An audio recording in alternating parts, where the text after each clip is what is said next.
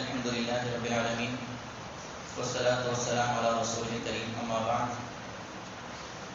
عن أبي حميد الساعدي رضي الله عنه قال: رأيت النبي صلى الله عليه وسلم إذا كبر جعل يديه حذاء منكبيه وإذا رفع أمكن يديه من ركبتيه ثم حصر ظهره فإذا رفع رأسه استوى حتى يعود كل فقار مكانه فإذا سجد وضع يديه غير مفترش ولا قابضهما واستقبل بأطراف أصابعه رجليه القبلة وإذا جلس في الركعتين جلس على رجله اليسرى ونصب اليمنى وإذا جلس في الركعة الآخرة قدم رجله اليسرى ونصب الأخرى وقعد على مقعدته. رواه البخاری.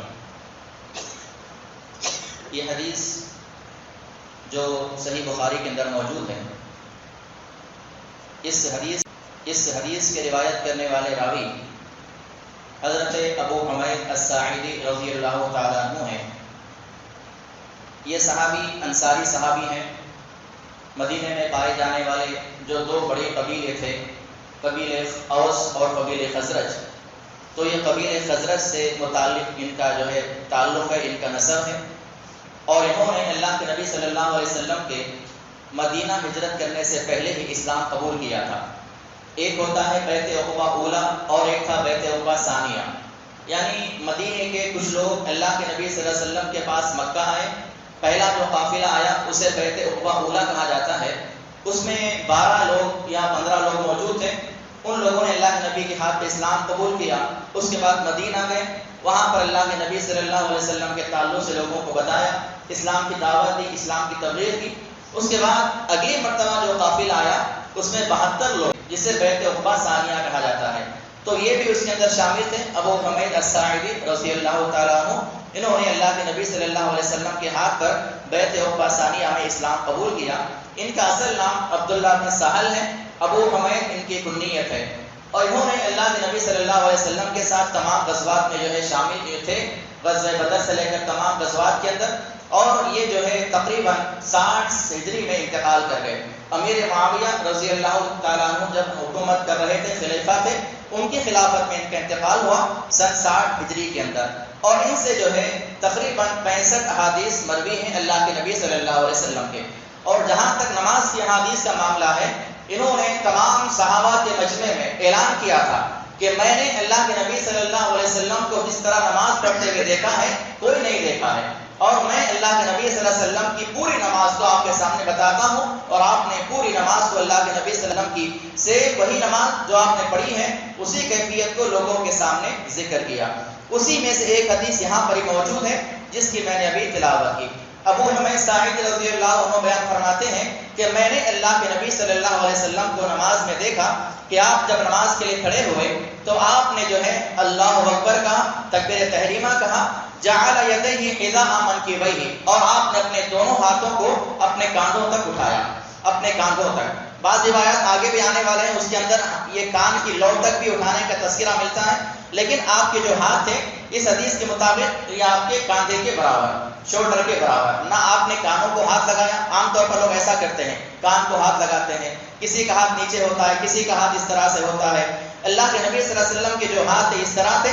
آپ نے اپنے دونوں ہاتھوں کو جو ہے اپنے کاندھوں کے برابر اٹھایا. اور جب آپ نے رکوع کیا، وَإِذَا رَكَعَ أَمْكَنَ يَدَيْهِ مِنْ رُكْبَتِهِ، ابھی بتاؤں گا میں رکوع میں آپ نے کیسا کیا. آپ نے رکوع کیا تو آپ کے دونوں جو پنجے ہیں ہاتھ کے اپنے گھٹنوں پر آپ نے مضبوطی کے ساتھ پکڑا، اپنے گھٹنوں کو اپنے دونوں ہاتھوں کے ساتھ. ثم حصر ظهره، اور آپ نے اپنی پیٹھ کو بالکل سیدھی رکھا. نہ آپ کی پیٹھ جھکی ہوئی تھی، نہ آپ کا جو ہے سر اٹھا ہوا تھا، نہ پیٹھ اٹھی ہوئی تھی، نہ سر جھکا ہوا تھا، بلکہ آپ کی جو پیٹھ ہے بالکل جو ہے سیدھی تھی، ایک لیول میں تھی. فَإِذَا رَفَعَ رَأْسَهُ، جب آپ نے رکوع سے سر اٹھایا، اسْتَوَى حَتَّى يَعُودَ كُلُّ فَقَارٍ مَكَانَهُ، جب آپ رکوع سے آپ سر اٹھا کر کھڑے ہوئے تو آپ کے جو ریڑھ کے ہڈی کے جو منکے ہوتے ہیں بیچ کے اندر، وہ سارے کے سارے منکے جو ہے اپنی اپنی حالت پر آ گئے. یعود کل فقار، فقار کہتے ہیں منکوں کو. یہ جو ریڑھ کی ہڈی کے اندر ہڈیاں ہوتی ہیں وہ تمام ہڈیوں کو جو ہے فقار کہا جاتا ہے. وہ سارے کے ساری ہڈیاں اپنے اپنے جگہ پر واپس آ گئی.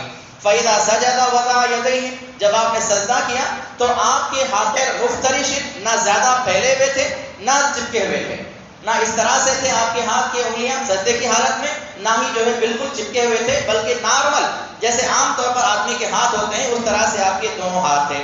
واستقبل باطراف اصابع رجليه القبلہ، اور آپ کی جو انگلیاں تھی وہ قبلے کی طرف مڑی ہوئی تھی۔ آپ نے جس انداز سے سجدہ کیا تو آپ کے سجدہ کرنے کے بعد آپ نے دونوں پاؤں کو لگایا، ابھی وہ بتاؤں گا میں، دونوں پاؤں کو لگایا آپ نے، اس کے بعد آپ کی جو انگلیاں تھی وہ فولڈ ہو کر قبلے کی طرف آ گئی تھی۔ اس کے بعد آپ علیہ الصلوۃ والسلام کے بارے میں آتا ہے کہ وَإِذَا جَلَسَ فِي الرَّكْعَتَيْنِ، اس کے بعد اللہ کے نبی صلی اللہ علیہ وسلم جو ہے جہاں 4 رکعت والی نماز ہوتی ہے اس کے 2 رکعت کے بعد جلسے میں بیٹھے، یعنی تشہد میں بیٹھے، علی رجلہ الیسری، اپنے بائیں پیر پر بیٹھے، اور آپ کا جو دایاں پیر تھا یعنی رائٹ پیر تھا وہ آپ نے بالکل کھڑا کیا ہوا تھا، اور اس کی انگلیاں بھی جو ہے قبلے کی جانب تھے۔ وَإِذَا جلس فی الرکعۃ الآخرہ، اور آپ نے جو آخری رکوع کیا، یہ نماز کی کیفیت بتا رہے ہیں وہ، انہیں 4 رکعت کی جو نماز ہوتی ہے اس کا جو آخری رکعت کا جو تشہد تھا اس میں آپ نے کیا کیا، قدم رجلہ یسرا، آپ نے جو ہے اپنے بائیں پیر کو بچھا دیا، آپ کا جو لیفٹ پیر تھا اس کو آپ نے مکمل طور پہ باہر نکال دیا، ونصب الاخرى، اور آپ کا جو دایاں پیر تھا اس کو آپ نے کھڑا کیا، وقعد علی مقعدته، اور آپ اپنے سرین کے اوپر زمین پر بیٹھ گئے۔ یہ حدیث بخاری کے اندر موجود ہے۔ تو اس حدیث کے اندر جو ہے بنیادی مسائل، نماز کے بنیادی طریقے بیان کیے گئے۔ سب سے پہلا مسئلہ کیا تھا اس کے اندر کہ اللہ کے نبی صلی اللہ علیہ وسلم نے جب تکبیر تحریمہ کہا تو آپ کے جو ہے ہاتھوں کی انگلیاں بالکل سیدھی تھی اور آپ کے کاندھے کے لیول میں تھی۔ اس کے بعد آپ نے رکوع کیا۔ رکوع کی کیفیت کیا ہے؟ عام طور پر ہمارے پاس جو ہے اکثر لوگ رکوع کرتے ہیں، اب رکوع میں جاتے ہو اب کرتے ہیں وہ باتیں آگے آنے والی ہے، وسطی آگے آنے والا ہے۔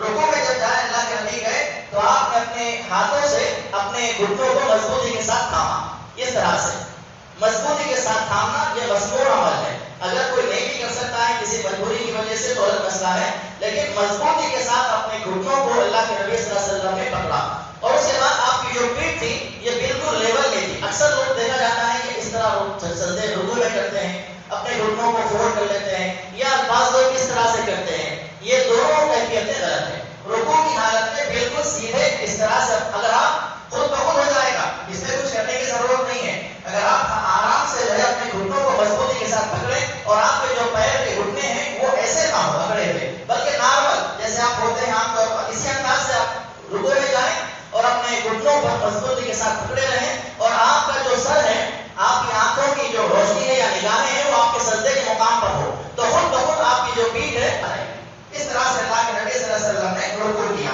اس کے بعد پھر رکوع سے کھڑے ہونے کے بعد آپ نے کوئی سجدہ نہیں کیا۔ حدیث میں کیا ہے؟ آپ کے تمام ہڈی جو تھے منکے تھے وہ بالکل لیول پر آ گئے۔ رکوع سے اٹھنے کے بعد پھر اپنا کیا، وہ مسئلہ آگے آئے گا انشاءاللہ۔ آپ رکوع سے اٹھنے کے بعد جو ہے بالکل سیدھے کھڑے رہے، اور اس کے اندر بہت ساری دعائیں منقول ہیں۔ بعض دعائیں اتنی لمبی ہے کہ مصلی پورے پریشان ہو جائیں گے اتنی دیر کیا پڑھ رہے ہیں، تو ایسی دعائیں اللہ کے نبی صلی اللہ علیہ وسلم پڑھا کرتے تھے۔ اس کے بعد جو ہے اطمینان سے آپ سجدے میں جاتے تھے۔ سجدے میں جانے کی کیفیت بھی الگ الگ ہے۔ بعض کہتے ہیں کہ بعض روایت کے مطابق پہلے آپ ہاتھ رکھتے تھے، بعض روایت کے مطابق جو ہے پہلے سجدے میں اپنے پاؤں رکھتے تھے، وہ تفصیلی بحث آگے آئے گی، لیکن سجدے کی جو کیفیت تھی وہ اللہ کے نبی صلی اللہ علیہ وسلم اس طرح سجدے میں جاتے تھے، اور آپ کی جو انگلیاں ہیں اس کو آپ دیکھیے، خاص طور پر میرے اس پیر کو آپ دیکھیے، یہ پیر تھوڑا سا میرا معذور ہے، اس پیر کو آپ دیکھیے، اس کی جو انگلیاں ہیں وہ قبلے کی طرف ہونی چاہیے، اس طرح سے۔ یہ اللہ کے نبی صلی اللہ علیہ وسلم کا سجدے میں جانے کا طریقہ تھا۔ آپ کا پیر بالکل سیدھا ہوگا اور آپ اس طرح سے سجدے میں جاتے، اور آپ کے دونوں پیر، یہ دونوں پیر جو ہے آپس میں ملے ہوئے ہوتے۔ اکثر لوگ کشادہ رکھتے ہیں، اس طرح سے رکھتے ہیں، بعض لوگ اس طرح سے سجدے میں جاتے ہیں، یہ اصل طریقہ ہے۔ آپ کے سجدے میں جب جائیں تو آپ کے دونوں پیر پیچھے ملے ہوئے رہیں، اور آپ کا جو انگلیاں ہیں اس کا رخ قبلے کی جانب ہو۔ دوسرے تشہد میں اللہ کے نبی بیٹھے، وہ کیسا بیٹھے؟ آپ اپنے بائیں پیر پر بیٹھے، لیفٹ پیر پر آپ بیٹھے، اور آپ کا جو دایاں پیر تھا یعنی رائٹ لیگ وہ بالکل آپ نے سیدھا کھڑا کیا ہوا تھا، اور اس حالت میں بھی آپ کی جو انگلیاں ہیں وہ قبلے کی جانب مڑی ہوئی تھی، رخ آپ ان کی انگلیوں کا قبلے کی جانب تھا۔ اسی طرح آخری تشہد میں 4 رکعت کی جو نماز ہے یا 3 رکعت کی جو نماز ہے، اس نماز میں اسے تورک کہا جاتا ہے، اس کو تورک کہتے ہیں، یعنی اپنا جو لیفٹ لیگ ہے وہ بالکل باہر نکال دیں، آمین کے بل بیٹھ جائیں اور آپ کا جو رائٹ لیگ ہے اس کو بالکل کھڑا رکھیں اور اس حالت میں بھی آپ کے جو رائٹ لیگ کی انگلیاں ہیں اس کا رخ قبلے کی جانب ہو. یہ اللہ کے نبی صلی اللہ علیہ وسلم کے نماز کا بنیادی طریقہ تھا. رکوع کی حالت، سجدے کی حالت اور تشہد کی حالت جو ہے اس حدیث کے اندر ذکر کی گئی. انشاءاللہ باقی کے جو مسائل ہیں، تکبیر تحریمہ کے بعد آپ نے کیا پڑھا، اس کے بعد کیا کیا دعائیں منقول ہے، پھر اس کے بعد سورہ فاتحہ کا تذکرہ ہے، پھر رکوع میں جانے کی کیفیت کیا تھی، سجدے میں جانے کی کیفیت کیا تھی، رکوع سے اٹھنے کے بعد کی کیا کیفیت تھی، وہ سارے مسائل انشاءاللہ دھیرے دھیرے آگے آتے رہیں گے. اللہ رب العالمین سے دعا ہے اللہ تعالی ہمیں کہنے سننے سے زیادہ عمل کرنے کی توفیق عطا فرمائے. آمین. واقول قولی ھذا استغفر اللہ لی ولکم.